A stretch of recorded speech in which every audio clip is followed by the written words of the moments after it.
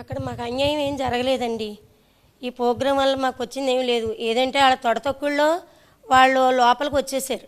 అది ఫోటోలు దిగాలన్న ఇదితో వచ్చేసారు. అక్కడ దేవుడి ఫోటోలు ఉన్నాయి కింద పడిపోయి, వాళ్ళు చూసుకోలేదు, మేము చూసుకోలేదు. తర్వాత చూసుకున్నాం మేము. కానీ కావాలని పాడేశారని అంటున్నారు. ఎవరో ఒకళ్ళు వస్తున్నారు సార్, ఆ ఎమ్మెల్యే గారు వస్తున్నారు అంటున్నారు, ఇంకెవరో వస్తున్నారు, ఈ ఫోటోలు ఎలా బండి అంటున్నారు, మీకు ఏం జరిగింది, మీకు ఏం పగిలినాయి వేయి చూపించండి, మీకు నష్టపరిహారం ఇప్పిస్తాం అంటున్నారు. తర్వాత ఏమో పొద్దున్న ఎంఆర్ఓ గారు వచ్చారు, మీరు కలెక్టర్ ఆఫీస్కి రావాలి, కలెక్టర్ అమ్మగారు మిమ్మల్ని తీసుకురమ్మన్నారు, కారు పంపిస్తున్నారు, మీరు రెడీగా ఉండండి అని చెప్పారు. మాకు భయం వేసింది. మాకు జగన్ గారు ఇళ్ల స్థలాలు ఇచ్చారు, మా పిల్లలకు డబ్బులు ఇచ్చారు, మాకు అన్నీ ఇచ్చారు. మాకు మేము దేవుడు అని చెప్పుకున్నాం, మేము మాకు ఆయన చేశారు కాబట్టి అంతేనే కానీ ఇంకో విధంగా అయితే కాదు. ఆయన మీద బురద జిమ్మాలని కాదు, మేమైతే ఆయన వల్ల లబ్ధి పొందామండి. మేము జగన్ గారిని చూసామండి, మాకు సంతోషంగా ఉంది. మాకు ఈ కష్టాలని మేము ఏం అనుకోలేదు అసలు, కానీ వాళ్ళే పుట్టగించుకున్నారు. అలాగా మాకు ఏ నష్టం జరగలేదు. మేము జగన్ గారిని చూడలేదని నేను బాధపడ్డాం, ఇవాళ చూసామని మా కుటుంబం అంతా మేము ఆనందపడుతున్నాం. మాకు ఏ నష్టం జరగలేదు, మాకు న్యాయమే జరిగింది ఆయన వల్ల. మాకు 2 ఇళ్ల స్థలాలు వచ్చినాయండి, అన్నీ బాగున్నాయి. కానీ ఇప్పుడు మా ఇల్లు తీసేస్తామంటున్నారు. మేమేదో రోడ్డు పక్కన చిన్న ఇల్లు వేసుకుని ఉన్నాం. జగన్ గారు ఇచ్చిన స్థలాల్లో ఇంకా కట్టుకోలేకపోయాం, కట్టుకుంటాం. కానీ ఆ పక్కనున్న ఇల్లు కూడా తీసేస్తామంటున్నారు. నాకు 3 ఆడపిల్లలండి, ఆ పిల్లలతో నేను ఎక్కడికి వెళ్తానండి? చిన్న చిన్న పిల్లలు మాకు. మీరే నన్ను న్యాయం చేయండి అంతే. అక్కడికి వెళ్ళామండి, దుర్గారావు గారు రమ్మన్నారని అక్కడికి వెళ్ళామండి. ఏమ్మ అసలు ఏం జరిగింది అన్నారు. ఇలా నేను మరి అమ్మ మీరు ఇక్కడ ఎలా జరిగితే మీరు ఇక్కడ చెప్పుకుందాం, మరి జగన్ గారు దేవుడని అదని ఇదని ఎందుకు అంటున్నారన్న.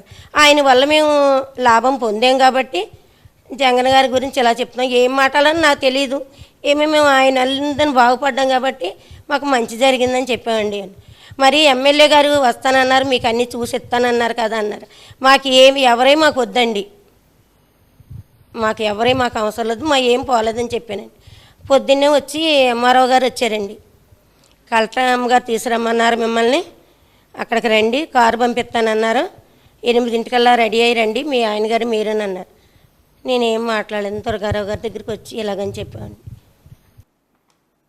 ఆత్రం ఆగదు, ఈనాడికి ఆత్రం ఆగదు, జ్యోతికి ఆత్రం ఆగదు, నారా లోకేష్కి ఆత్రం ఆగదు. చూస్తాడు, చూడండి ఇక్కడ ఏంటి అంటే ఇక్కడ రాస్తారు, రామోజీరావు అబ్బాయి రాస్తున్నాడు. తమ అల్పాహార దుకాణాన్ని వైపాకా శ్రేణులు ధ్వంసం చేయడంతో ఆవేదనలో మహిళలంట. ధ్వంసం ఎందుకు చేస్తారు? ధ్వంసం చేస్తారా?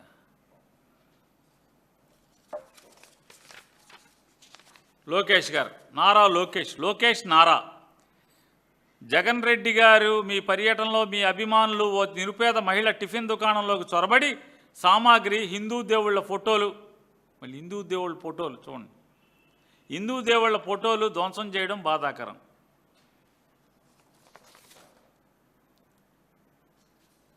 రోడ్డు మీద వేల మంది నియంత్రించకుండా వదిలేసిన వాళ్ళు ఎవరు? నీ ప్రభుత్వం కదా లోకేష్ నాయుడు, నీ ప్రభుత్వమే కదా. బాధ్యత లేకుండా అన్ని వేల మంది వస్తే సరే, ఇక్కడ వైకాపా శ్రేణులు దేవుళ్ళ ఫోటోలు బదలు కొట్టారు, సరే నీ ప్రభుత్వమే కదా. శ్రీకాకుళం గుళ్ళో మనుషులట భక్తులట చచ్చిపోయారు, పోలీసులు ఎందుకు వాడలేదు? మరి నిన్ను ముద్దాయిగా దోషం చేయాలెక్కర్లేదా? మరి అక్కడ దేవుడి గుళ్ళో వైకుంఠ ఏకాదశికే ముక్కోటి ఏకాదశికో ఏమైంది? భక్తులు చచ్చిపోతే మరి ఏమైంది? మీ పోలీసు వ్యవస్థ ఏమైంది అన్న వాడరా? అక్కడ తిరుపతిలో 6 ఎందుకు చచ్చిపోయారు? గుళ్ళోని కొండ మీదే కదా, ఎందుకు చనిపోయారు? సింహాచలంలో మీ బాధ్యత ఆరాయించడం వల్ల చంద్రోత్సవానికి వెళ్ళి చనిపోయారు కదా మనుషులు, భక్తులు చనిపోయారు కదా. మరి నిన్ను ఏ దేవుడు క్షమిస్తాడంటున్నా? సింహాద్రి అప్పన్న క్షమిస్తాడా? తిరుపతి వెంకన్న క్షమిస్తాడా? లేకపోతే శ్రీకాకుళంలో వెంకటేశ్వర స్వామి క్షమిస్తాడా? నరసింహస్వామి ఎవరు క్షమిస్తారు నిన్ను?